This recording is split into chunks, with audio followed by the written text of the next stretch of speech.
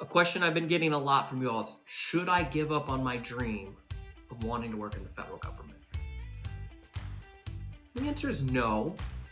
But the answer is also you got to be realistic. You may watch this video in the future, many, many months from now, but I'm sitting here in the middle of the government shutdown as a federal employee myself. And I will tell you that obviously the federal government is shrinking. We have hiring freezes in place. Entire offices have been let go. And while it might feel novel and new, government is like anything. It grows and it shrinks. It goes left, it goes right. It's always going to be changing. If you have always saw yourself wanting to work for the federal government, I understand that. And I think you need to be realistic that is probably not going to happen for you for a while. All of these offices are in hiring freezes. They can't hire new people. I'm not trying to be harsh. It's just a very basic fact.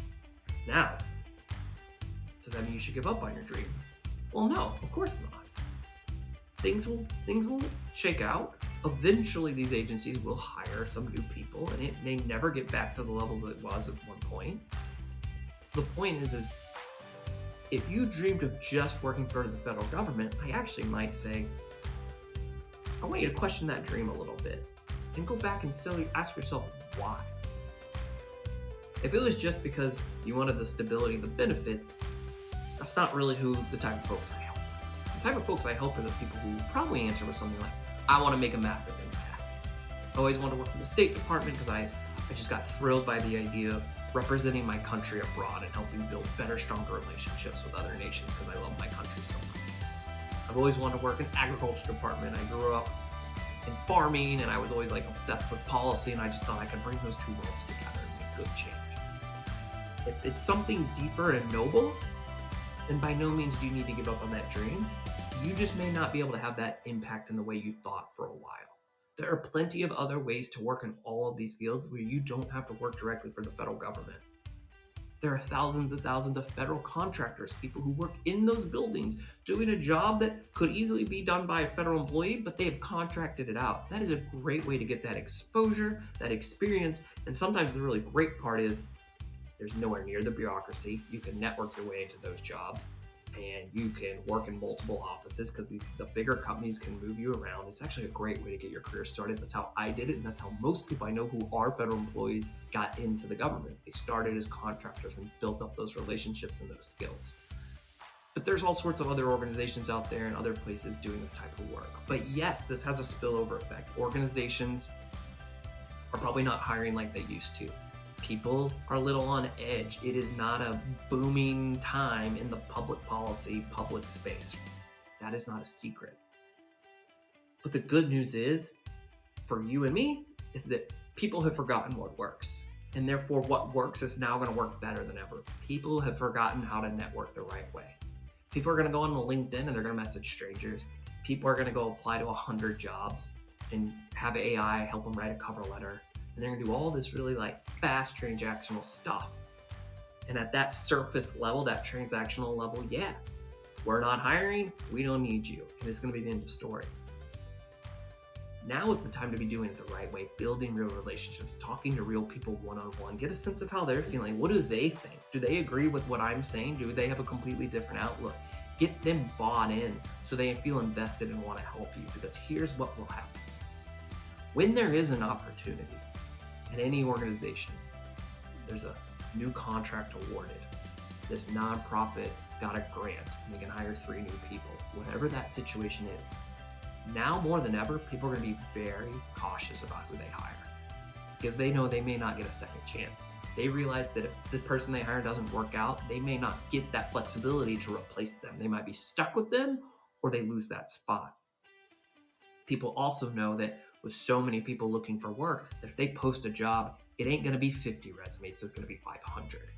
And that can feel really overwhelming. So now more than ever, you can be a gift to those people. Now more than ever, someone is going to want to hire someone who they've gotten to know already, or someone that they trust can say, hey, give this guy a chance. I've gotten to know him. I've been mentoring him. I know maybe on paper he's not exactly what you're looking for, but I'm telling you, he's got the intangibles. He's smart. He's hardworking. He's not going to disappoint. He's got the right attitude. Now more than ever, if people are being cautious, they're going to look for the least risky option.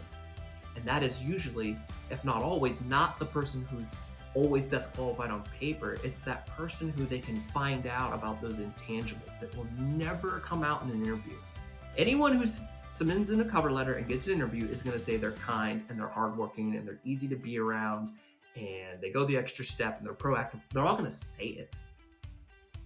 But are they really? Can they really do it? That's so different than if someone I trust, I've known for years, says, hey, I want you to consider this woman. I've gotten to know her. She has these intangibles. I used to work with her. I've gotten to know her. I know someone who did work with her. Like, she comes vouched for. But we do that in everything. Think about when you're going to try a new restaurant. You go read the reviews. You want to know what real people think about it. Right? How many times have you thought about going to see a movie, but you saw the trailer and it looked silly, but a friend tells you, hey, I don't care what you think about that trailer. This movie rocks. It is awesome. I mean, I think most movies and television shows I've ever seen is because someone told me I would like it and they enjoyed it. We care so much about like what other people tell us because it's a way to like save our time and it feels less risky when other people can vouch for something.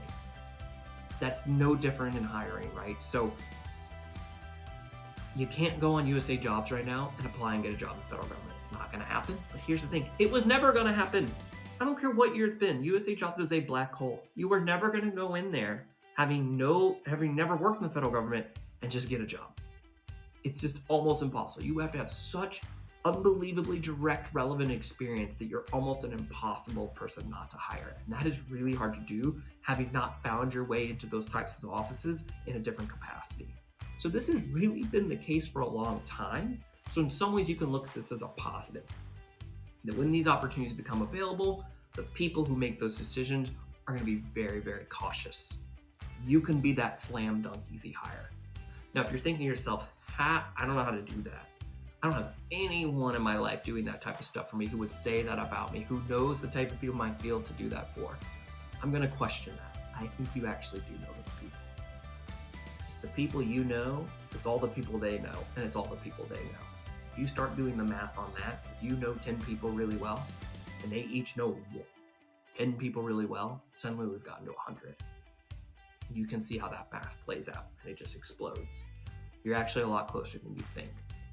If you want to know how to do that, build an incredible network that's going to put you in that kind of place, I want you to click the link and check out my Career Investors group. This is my private coaching group where I have dozens of modules that lay out exactly how to do this step by step. We start with your resume and we work into understanding your network, how to build out your network.